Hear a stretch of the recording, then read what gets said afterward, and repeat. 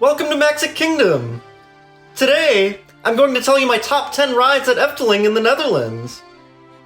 I was so fortunate to go to Amsterdam and stay at Efteling for 4 days in September. I really got to know the park well. It is beautiful and has a lot of Disney-esque attractions to offer. When I was there, I didn't miss Disneyland or Universal much at all. I also apologize in advance if I mispronounce some of the Dutch names for the rides. Here are my top 10 rides at Efteling. 10. Python. Python is a fun but average coaster with roughly 3 loops. I was surprised how smooth it was considering this ride first opened in 1981. But then I learned that they had rebuilt the track in 2018.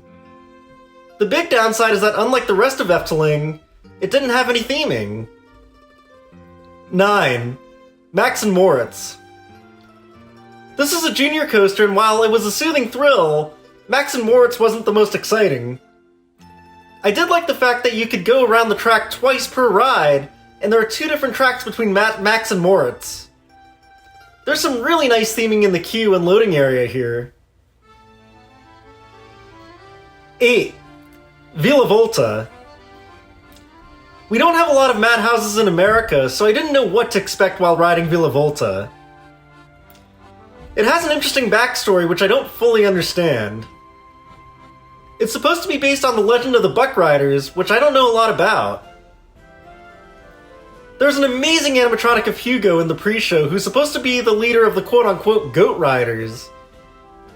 I was pleasantly surprised by the ride experience as it had great theming and was thrilling yet soothing.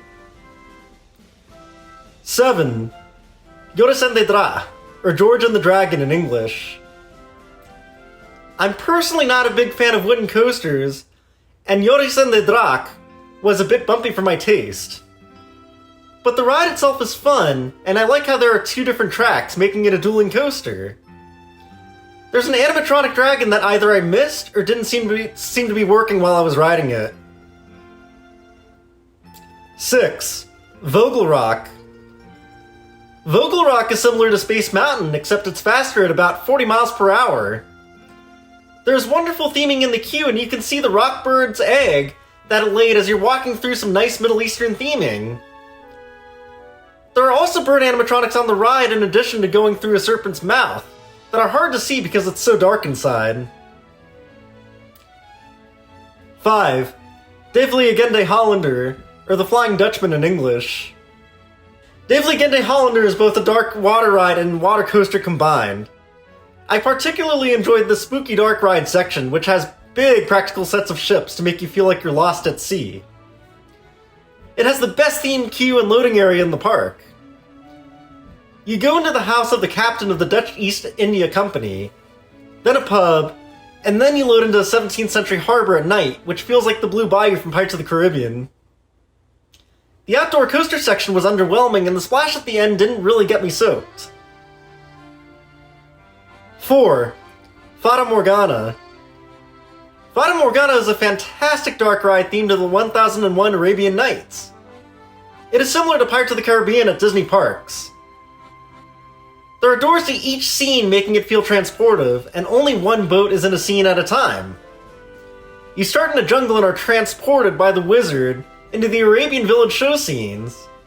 There are incredible sets and animatronics in this ride, with the honorable mention being the Sultan's Palace and the giant, iconic djinn guarding the treasure at the end of the ride.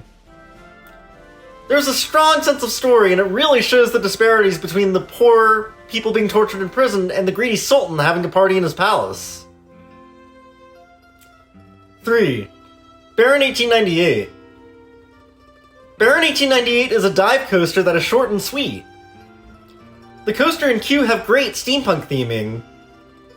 In the queue, you'll encounter 3 projected ghostly women and an animatronic baron. While the ride only lasts about over 2 minutes, it packs in some great thrills, beginning with a vertical lift hill followed by a vertical drop that goes under the path and then loops. It is also very smooth. 2. Droomvlucht, or Dreamflight in English. I did not expect to like Droomvlucht as much as I did.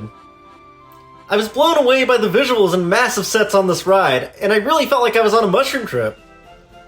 Videos simply do not do this ride justice. It is somewhat similar to Peter Pan in that you are flying over forests with so many animatronics of fairies, trolls, and other mythical creatures. The first scene with the moving castle and the space scene with moons were much larger and more lifelike than I imagined. The finale pleasantly caught me off guard as he spiraled down to ground level at roughly 12 miles per hour in a troll forest. 1. Symbolica. Simply put, Symbolica is a ride like no other. It's a trackless ride through a palace with 3 different experiences, making it very re-rideable. The pre-show is incredible and beyond what Disney has done. Not only are there 2 amazing animatronics, but the stairway opens and you go through it. The ride consists of practical sets and animatronics and has some amazing projection mapping to complement the sets. The honorable mentions of this ride are the astronomy room, the whale in the greenhouse, and the finale dance scene in the Royal Hall.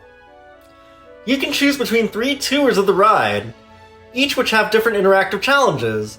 One where you can make different musical sounds with an organ, one where you make knights joust, and another where you make a big diamond glow different colors. That wraps it up for my top 10 rides at Efteling. Thank you all for watching. If you liked this video, would you mind doing me a couple of favors? Click the like button, leave a comment below the video, click that subscribe button, and click the bell icon. You are all so wonderful and have a magical rest of your day. Bye.